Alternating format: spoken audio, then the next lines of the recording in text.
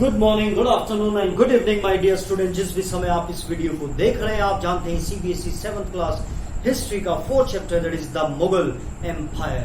प्यारे बच्चों, इस पर्टिकुलर टॉपिक में हम जो करने जा रहे हैं दैट इज, जैसे हमने फर्स्ट चैप्टर में तो एक बिल्कुल बेसिक चीजें देखी थी कि हिस्ट्री को कैसे डिवाइड करते हैं, डिफरेंट टर्मिनोलॉजीज कैसे उस समय के साथ उनका अर्थ बदल गया है। सेकंड में आपने देखा था about the closure look on Cholas, है ना।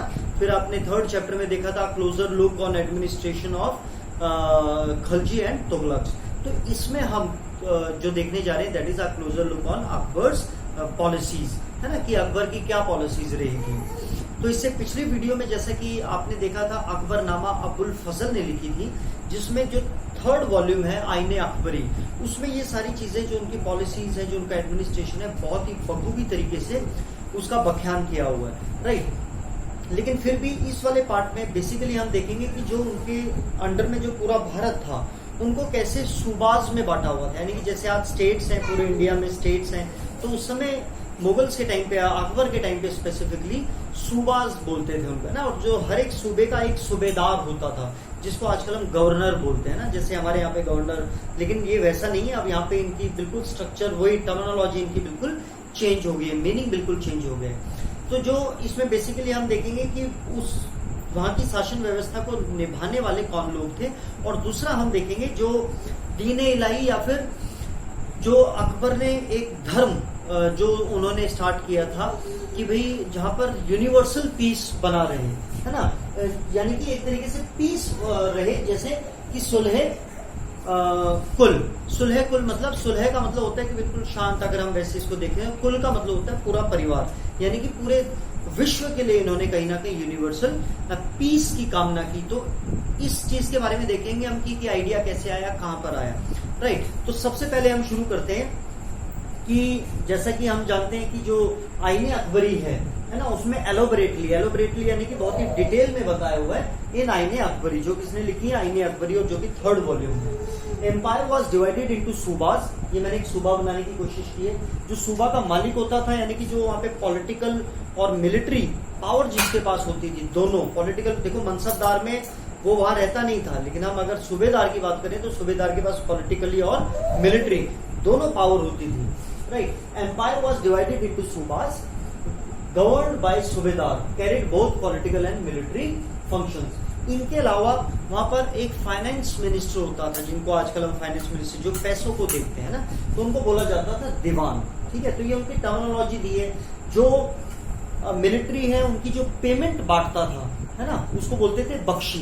ये सारे के सारे लोग सूबेदार की मदद के लिए, और भी जो प्रोमिनेंट, जैसे हम बोलते हैं health minister, finance minister, foreign minister, तो है तो प्रधानमंत्री है कि उनके जो मिनिस्टर्स हैं तो उनको क्या कहा जाता था, और उनकी, और वो कौन कौन लोग थे। तो जैसे कि जो मिलिट्री की पेमेंट जो बांट रहे हैं, सैलरी जो दे रहे हैं, उनको क्या बोला जाता था, बख्शी, है ना। और जो वहां के फाइनेंस मिनिस्टर थे उनको क्या बोला जाता था, दीवान। ऐसी जो मिलिट्री का कमांडर होता था उसको बोलते थे फौजदार, है ना। फौज जो वर्ड है वो कहीं ना कहीं यही जो उर्दू शब्द है यहीं से आया, तो फौजदार, ठीक है। तो जो यानी कि जो मिलिट्री का कमांडर होता था उससे बोलते हैं फौजदार। फिर ऐसी जो टाउन में पुलिस होती थी, जैसे हमारे यहाँ आजकल पुलिस है, तो इसको बोला जाता था कोतवाल। हम कहते हैं ना कि भी कोई कोतवाल थोड़ा लगे हुए, आपने पुराने बुजुर्गों को सुना होगा कि वो क्या कोतवाल हैं, ज्यादा कोतवाली कर रहे हैं, यानी पुलिसगिरी कर रहे हैं। तो पुलिस जो होते थे उनको क्या बोला जाता था, दैट इज कोतवाल। और अब हम चलते हैं प्यारे बच्चों कि आपकी बुक इस पर्टिकुलर टॉपिक के बारे में क्या कहती है, फिर हम धर्म के बारे में फिर देखेंगे। A closer look Akbar's policy. The broad features of administration were laid down by Akbar and were elaborately discussed by Abul Fazl in his book The Akbarnama. In particular, in its last volume, The Aine Akbari, यानी कि basically कौन से में, तीसरा जो volume है, Abul Fazl explained that the empire was divided into provinces called Suba. Provinces यानी कि एरिया, क्षेत्र, land, governed by a subedar who carried out both political and military functions. Each province also had a financial officer, जिसको हम दीवान बोलते हैं, for the maintenance of peace and order in his province. The subedar was supported by other officers, जो हमने देखे, such as the military paymaster Bakshi, the minister in charge of religious, हाँ ये मैं जैसे जो रिलीजन को लेकर जो उनके मेन लोग थे जो धर्म की चीजों को संभालते थे उनको बोलते थे सद्र, है ना। आपने कई बार ये वर्ड सुना होगा सद्र।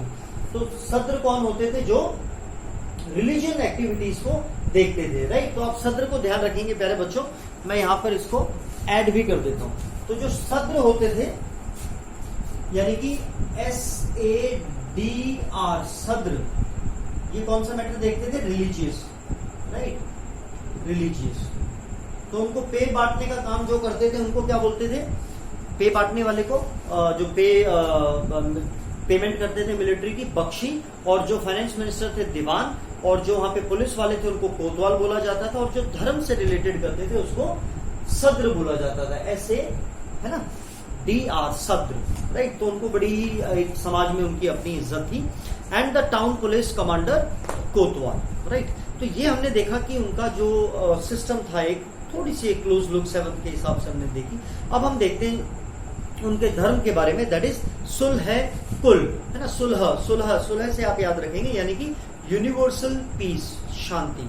अब प्यारे बच्चों 1570 से 1580 तक यानी 10 साल के टाइम पीरियड में जब टोडरमल ये सब पैमाना कर रहे थे, उस समय 1570s के आसपास अकबर जो है वो खुद फतेहपुर सिकरी की तरफ थे, और वहां पे उनके सलीम चिश्ती उनके गुरु बोला जाता है। और फतेहपुर सिकरी जो है आगरा से लगभग 50 किलोमीटर की रेडियस में है, तो मतलब आगरा के पास है फतेहपुर सिकरी।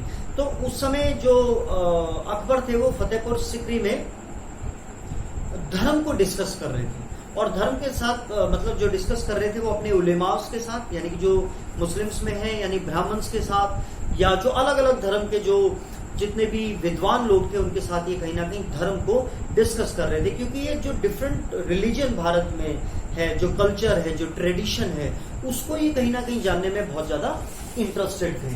और जहां पर ये धर्म की जो बातचीत होती थी, यानी जहां पर धर्म को डिस्कस किया जाता था, एक जगह अकबर बैठे हुए हैं, और आप ये पिक्चर में भी देखेंगे, और ये सभी जो अलग अलग धर्मों के जो मेन जो पंडित हैं, है ना, वो इनके साथ डिस्कस जहां पे करते थे उसको बोलते थे इबादत खाना, है ना। उस जगह का नाम पर्टिकुलर नाम था, यानी कि इबादत खाना में बैठे हुए।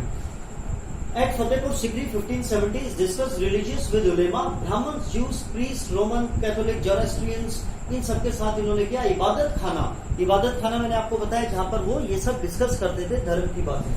He was interested in religious and social custom of different people, है ना।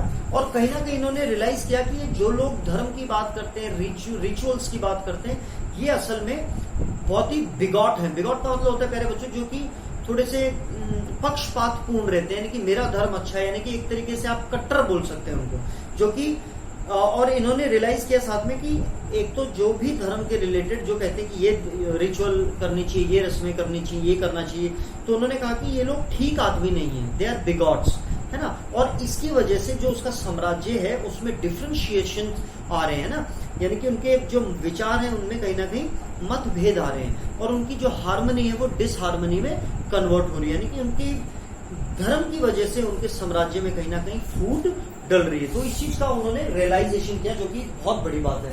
अकबर प्यारे बच्चों सिर्फ एक राजा ही नहीं थे, उन्होंने धर्म से रिलेटेड और बहुत सारे चीजों में उन्होंने बहुत ही महत्वपूर्ण भूमिका निभाई है भारतीय इतिहास में। Created he realised who emphasised on rituals and dogma. Dogma होता है, मैं अभी आपको बुक में ही बताऊंगा, यानी जो प्रवचन देते हैं ना, फरमान जारी कर देते हैं कि ऐसा ही होना चाहिए, सुबह 3 बजे ही उठना चाहिए। तो ये जो लोग हैं वर ऑफन, ये ज्यादातर क्या होते थे, बिगॉट्स, जो बांटने का काम कर रहे हैं, जो ठीक नहीं है। Created division and disharmony.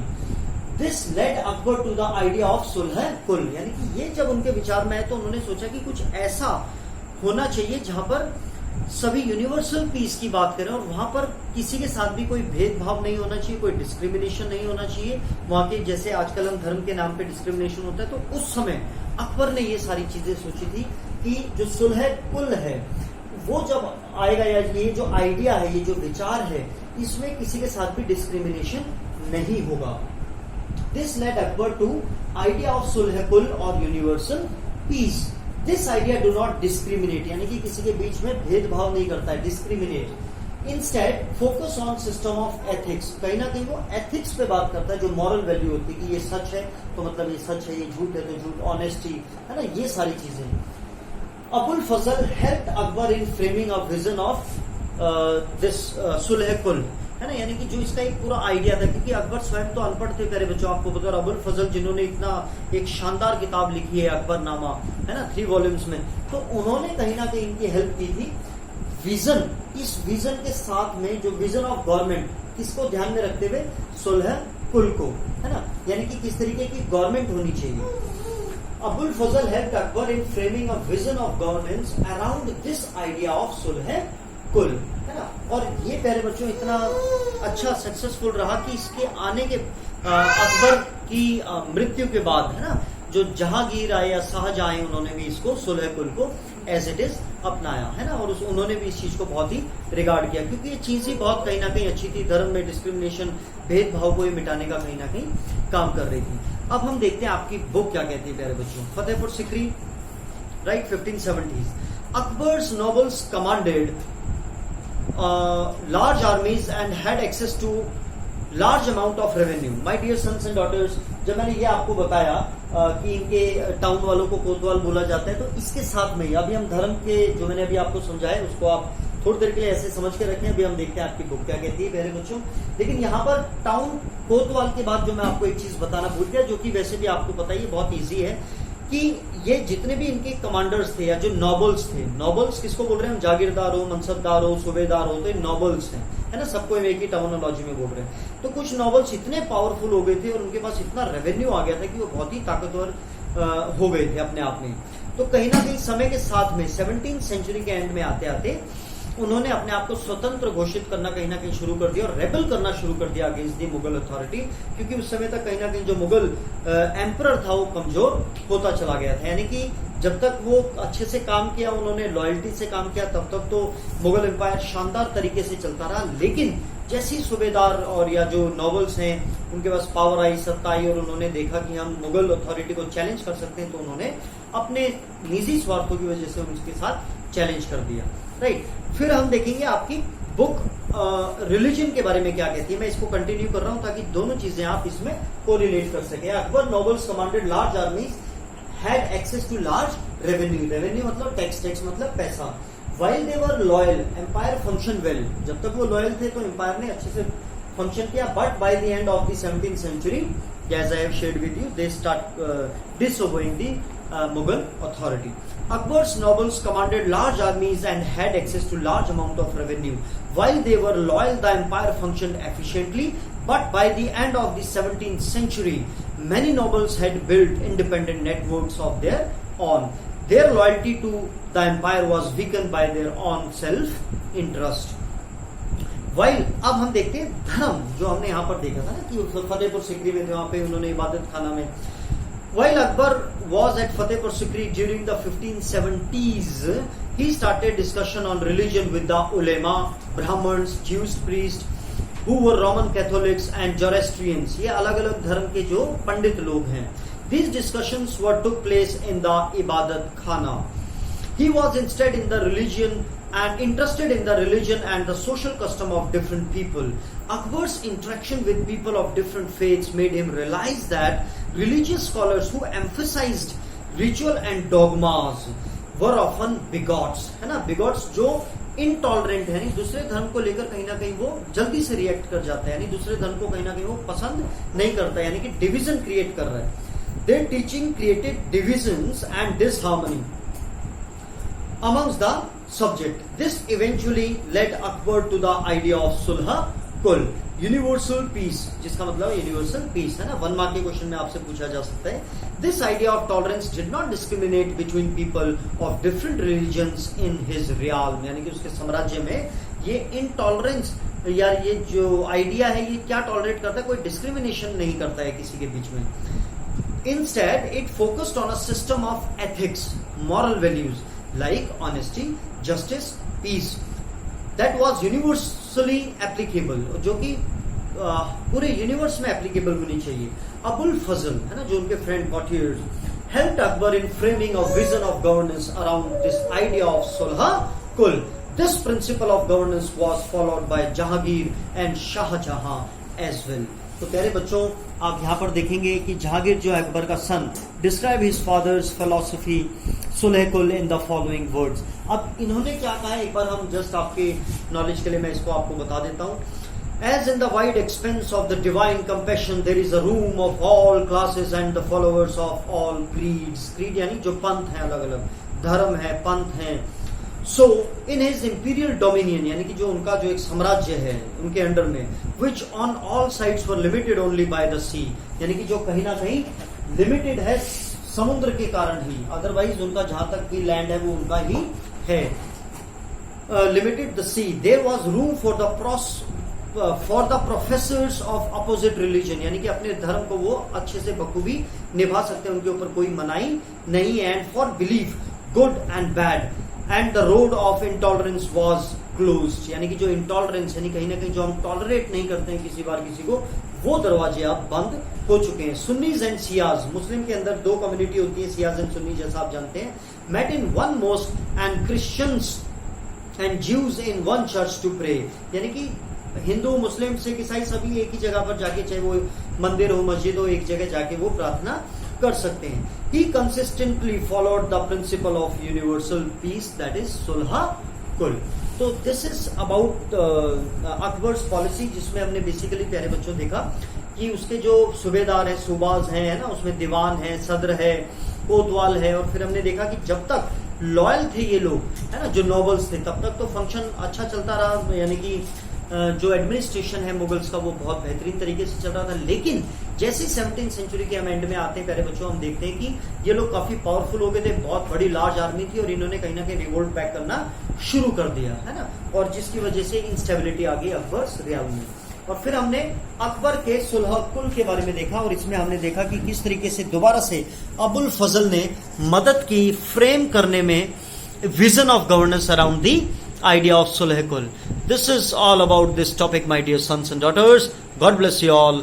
Love you all.